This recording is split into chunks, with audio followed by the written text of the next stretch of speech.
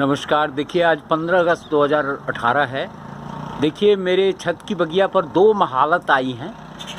ये देखने में बहुत सुंदर चिड़िया होती है, लेकिन डॉक्टर सालिम अली ने लिखा है कि ये कौवे की प्रजाति की होती है। देखिए गौरैया भी वहीं बैठी है, वो भी बैठी है, जबकि ये कीड़े मकोड़े और छिपकली वगैरह पकड़ती है। तो देखिए दोनों हैं, हमें लग रहा नर मादा है। नर मादा में दोनों में कोई फ़र्क नहीं होता, दोनों एक ही तरह की होती हैं। बहुत सुंदर चिड़िया होती है ये। देखिए एक उड़ गई, देखिए ये भी जा रही है। नमस्कार।